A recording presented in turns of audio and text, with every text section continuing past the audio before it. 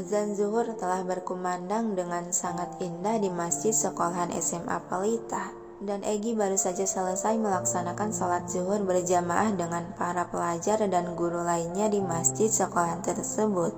Saat ini dia tengah memakai sepatu tali di teras batas suci masjid dengan ditemani sahabat karibnya, yaitu si Raihan. Lelaki bernama Egi itu tampak termenung karena terbayang akan wajah Anissa yang terus-menerus berkelebat dalam pikirannya, sehingga membuat dia tidak bisa fokus dan terlihat frustasi. Bahkan hari ini ketika belajar pun sudah beberapa kali si Egi kena teguran dari guru dan dihukum disuruh mengerjakan soal di depan kelas oleh guru yang mengajar karena kepergok tak memperhatikan atau tidur. Raihan menyenggol lengan lelaki yang tampak menatap kosong ke satu titik itu. "Woi, kenapa lo Gi? Dari pagi lo nggak konsen sih? Ada apa lagi bro? Waktu istirahat bekal lo juga kagak dimakan sesuap pun." Lamunan Egi terbuyarkan, dia menoleh sejenak lalu kembali lagi menatap lurus ke depan. "Lagi malas aja." Raihan menumpuk kedua tangan ke lantai dengan sebelah kaki diselonjorkan ke depan. "Males sih males, tapi lo kagak makan. Belajar kagak bener. Kerjaannya dari tadi melamun mulu. Gue jadi bingung dengan sikap lo Gi. Sepatah hatinya lo oleh Bu Misa waktu itu, tapi lo kagak pernah dah sampai berubah sikap seperti ini. Kayak orang kehilangan gairah hidup, pelangap longo." Egi melirik sinis ke arah lelaki di sampingnya itu. "Berisik. Nah ini nih perubahan sikap lo. Dikit-dikit sensitifan. Melamun kagak jelas kayak orang banyak hutang. Dan paling utama emosi lo tuh sulit dikendalikan kayak bom yang bisa meledak kapan aja."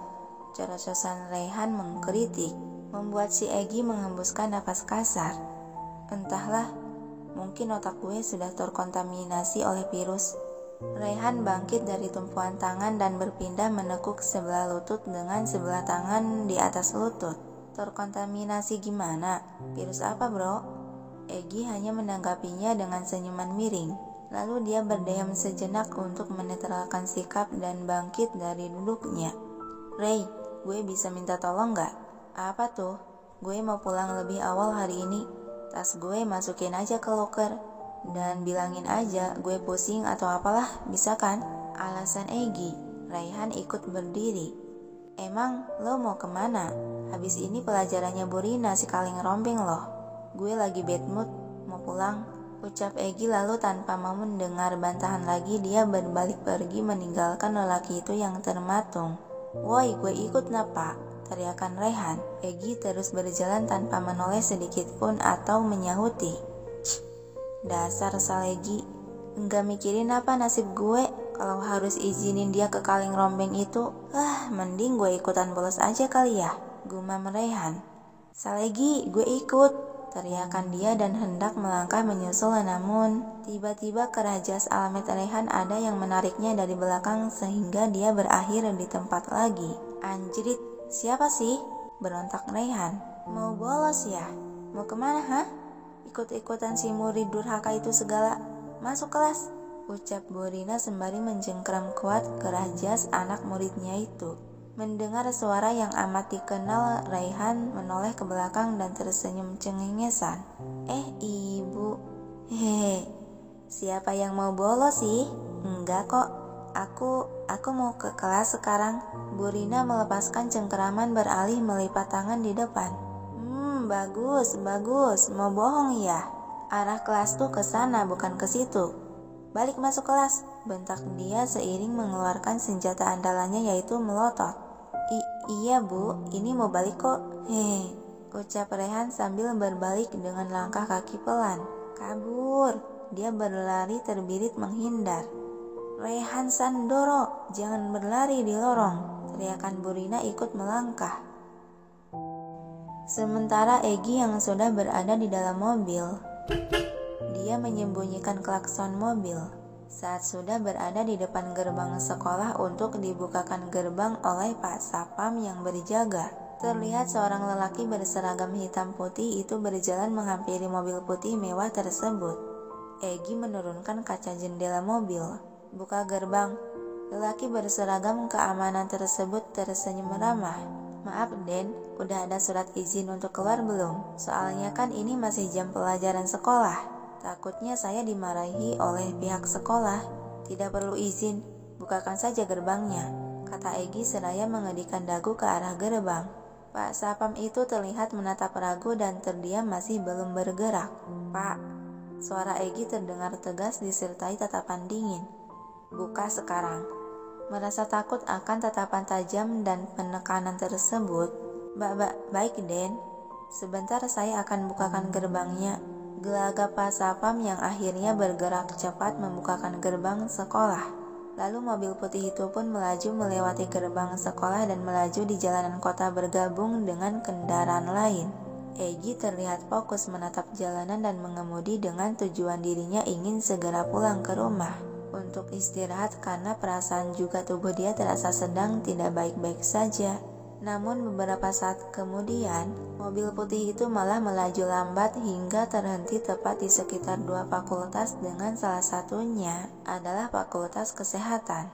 Kedua mata Egi sedikit memincing tajam saat melihat pemandangan di depan sana, di mana di sana ada seseorang gadis yang bayangannya selalu menghantui dan menguasai pikirannya, tengah berjalan di trotoar jalanan beriringan dengan seorang wanita lain.